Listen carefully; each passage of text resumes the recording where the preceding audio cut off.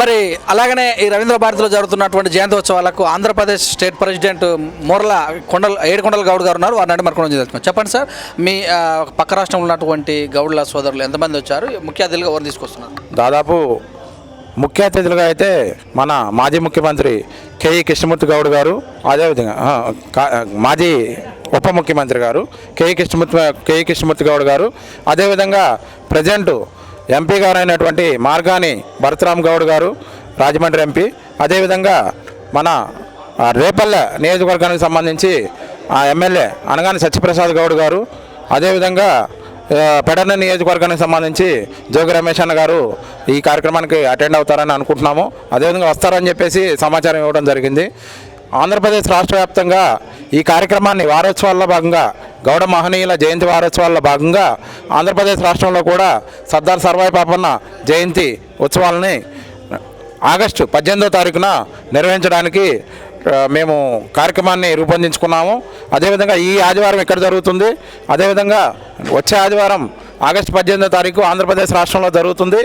ఈ కార్యక్రమానికి కూడా 4 రాష్ట్రాల నుంచి కూడా, దక్షిణ భారతదేశంలోనే 4 రాష్ట్రాల నుంచి కూడా గౌడులు వస్తారని చెప్పేసి ప్రతి ఒక్కరికి పేరు పేరున ఇన్వైట్ చేయడం జరిగింది. ప్రతి ఒక్కరు కూడా వచ్చి అటెండ్ అవుతామని చెప్పేసి మాకు హామీ ఇవ్వడం జరిగింది. ఈ కార్యక్రమానికి ఆంధ్రప్రదేశ్ రాష్ట్రం నుంచి దాదాపు 500 మంది కార్యకర్తలు కానీ నాయకులు కానీ రావడం జరిగింది.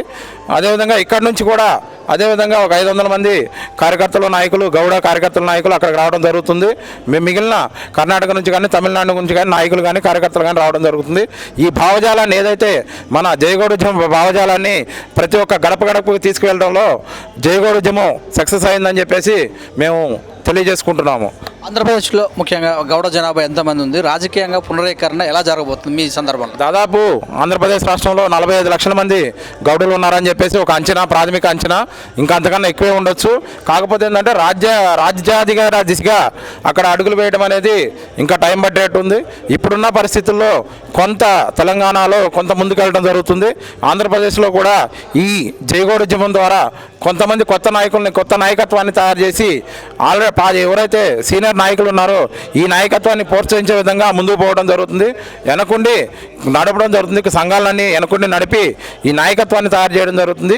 నెక్స్ట్ రాబోయే రోజుల్లో ఒక 10 సంవత్సరాలు కానీ 15 సంవత్సరాలు కానీ కొత్త నాయకత్వం ముందుకొచ్చి పోటీ చేసే విధంగా అడుగులు వేయడం జరుగుతుంది మన జయగౌడ ఉద్యమం ద్వారా. రాబోయే రోజులలో మీరు నియోజకవర్గం నుంచి కానీ ఎక్కడన్నా పోటీ చేసే అంశం ఉందా?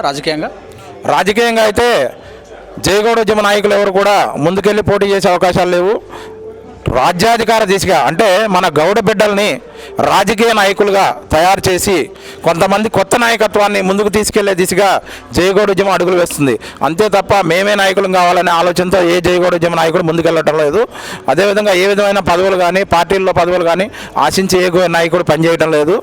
ఏదైతే రాజ్యాధికారం దిశగా ఎవరైతే నాయకులు, చిన్న చిన్న నాయకులు ఉన్నారో, ఎవరైతే అనగదొక్కబడిన నాయకత్వం ఉందో ఆ నాయకత్వాన్ని ముందుకు తీసుకొచ్చి వాళ్ళని రాజ్యాధికార దిశగా వివిధ పార్టీల్లో నిలబెట్టి రాజ్యాధికార దిశగా తీసుకెళ్దామనే ఆలోచనతోనే జయగౌడ ఉద్యమం పనిచేస్తుంది.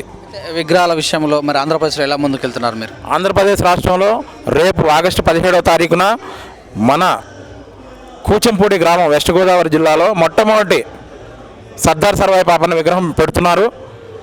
ఇదే భావజాలాన్ని వచ్చే నెక్స్ట్ ఇయర్ జయంతి ఉత్సవాల టయానికి కనీసం ఒక 10-15 విగ్రహాలు పెట్టే విధంగా ప్లాన్ చేస్తున్నాము.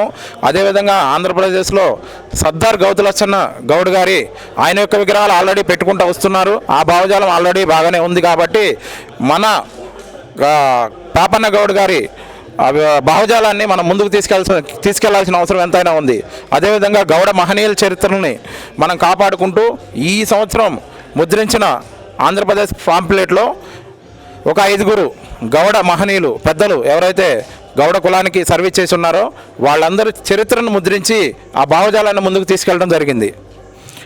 అదేవిధంగా నెక్స్ట్ ఇయర్ కూడా ఇంకొక 5 కొత్త మహనీయుల్ని వాళ్ళ యొక్క చరిత్రను ముద్రించి అది కూడా ముందుకు తీసుకెళ్ళడం జరుగుతుంది. ఈ విధంగా ఎవ్రీ ఇయర్ ఆ గౌడ భావజాలాన్ని, మన గౌడ మహనీయుల యొక్క భావజాలాన్ని, వాళ్ళ యొక్క సర్వీసుల్ని, వాళ్ళ యొక్క చరిత్రని మనం ముందుకు తీసుకెళ్ళడం జరుగుతుంది. మరి రాజకీయంగా చూసినట్టయితే మరి ఈయన ఆ గౌన్లందరినీ, బీచ్లందరూ ఏకం చేస్తుండని ప్రభుత్వం కానీ ప్రతిపక్షం కానీ మీ మీద ఎలాంటి ప్రెషరింగ్ ఏమన్నా? ఇది రాజకీయపరమైన ఆరోపణలు చేసే పరిస్థితిలో మనం ఇంకా ఉద్యమం ఏ విధమైన ఆరోపణలు చేసే పరిస్థితిలో లేదు. లాస్ట్ టైం ఏదైతే జైగౌడ ఉద్యమం ద్వారా గౌడుల్లో కొంత చైతన్యం వచ్చింది. ఎలా అంటే గౌడ కార్పొరేషన్ తీసేసి ఎప్పుడైతే కార్పొరేషన్ మార్చి సెట్టిపల్లి కార్పొరేషన్ పెట్టారో ఆ రోజు అప్పటి ప్రభుత్వ అధికారంలో ఉన్న సీఎం అయినా సరే సీఎం ఇంటి ముందు కూర్చొని ధైర్యంగా 3 గంటల పాటు ధర్నా చేయగలిగిన కెపాసిటీ ఉంది అంటే అది జైగౌడ ఉద్యమ స్ఫూర్తి ఒకటే మాత్రమే. 2000 మందితో ఆ రోజు మనం సీఎం ఇంటి ముందు ఎర్రటన్లో కూర్చొని ధర్నా చేయడం వల్ల ఆ ప్రభుత్వం కుప్పకూలిపోయింది. కుప్పకూలి గౌడ భావజాలాన్ని ప్రతి ఒక్క గౌడ బిడ్డ ఇంటికి తీసుకెళ్ళగలిగింది జైగౌడ ఉద్యమం మాత్రమే. ఈ విధంగా ఏంటంటే ప్రతి ఒక్క సంఘం మీద ఏ సంఘమైనా సరే ప్రతి ఒక్క రాజకీయ పార్టీ తన యొక్క ఒత్తిడిని తేవాలని చూస్తుంటుంది.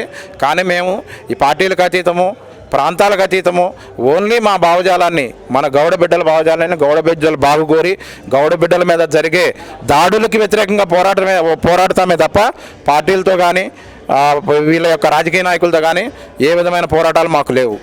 ఈ విధంగా మీ ఆంధ్రప్రదేశ్ ప్రజల గౌడ్ మీరు చెప్తున్నది, ఆంధ్రప్రదేశ్ రాష్ట్రంలో ఇప్పటివరకు కూడా మనకి గౌడ కులదైవాలైనటువంటి కంఠమహేశ్వర స్వామి, సురమాంబ తల్లి గుడి ఇంతవరకు లేదు.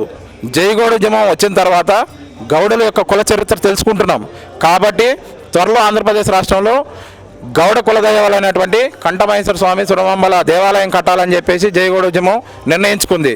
కాబట్టి మన పెద్దలు ఎవరైతే ఉన్నారో గౌడ పెద్దలు కానీ రాజకీయ నాయకులు కానీ దీని అందరికీ సహాయ సహకారాలు అందరూ అందజేస్తారని ఆశిస్తూ తెలియజేసుకుంటున్నాను. Thank you sir, thank you very much. ఇదండి మరి ఆంధ్రప్రదేశ్ స్టేట్ ప్రెసిడెంట్ గారు చెప్పినటువంటి విషయాలు. చూస్తూనే ఉండండి మరొక అంశంతో మరొక ప్రెసిడెంట్ తోటి.